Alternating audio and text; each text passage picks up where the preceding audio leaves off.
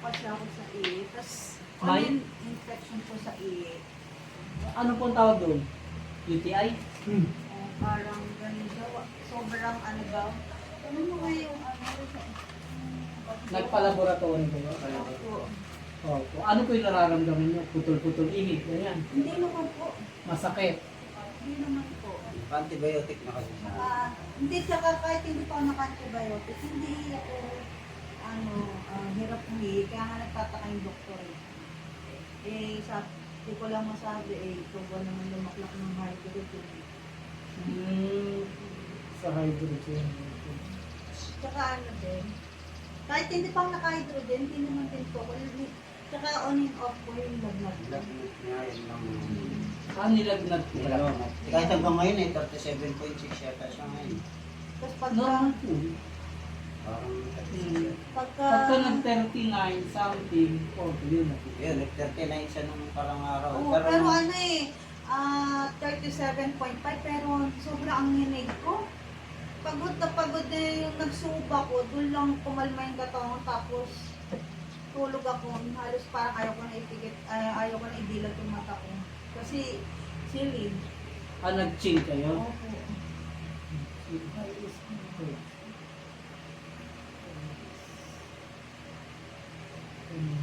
Check ko nga po yung pulse niya. Kailangan niyo po yung result niya. Meron po ba? Ano po yung dalawang pagkakon? Maliit? Opo, na sinabit ko doon sa bag. Ay sa kwarto.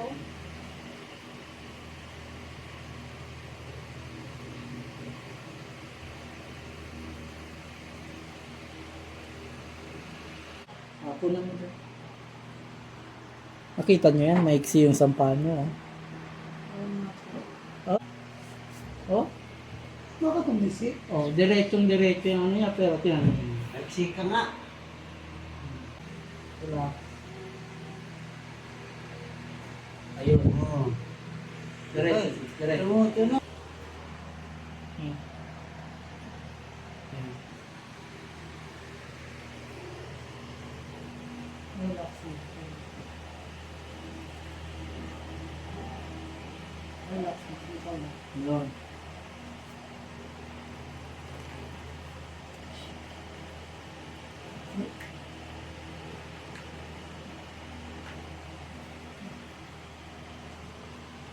Ang gabi na ako makatulog.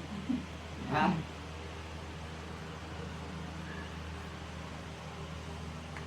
Ayan.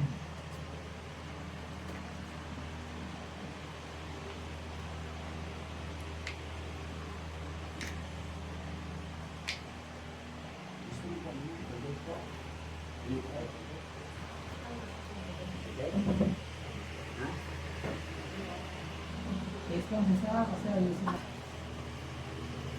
Ano na ayos kung sa tiyan mo. Dito.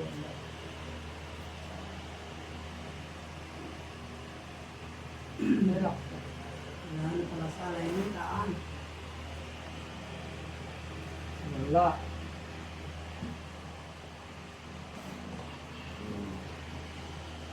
Itupin nyo yung tootsis. Ito. Yan. Labas. Sabas.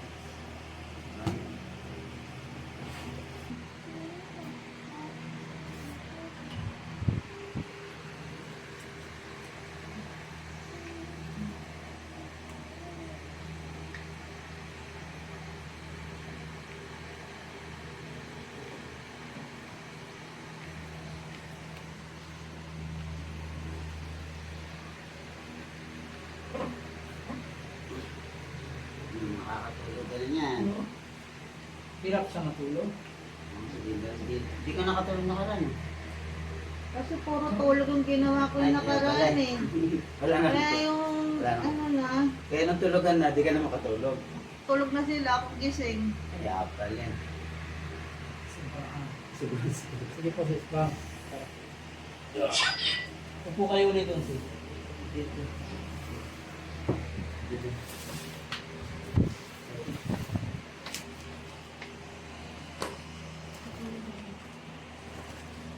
Yan.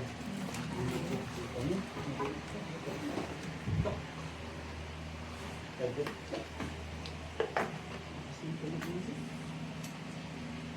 Parang naroon kang pag-ibig ka nito.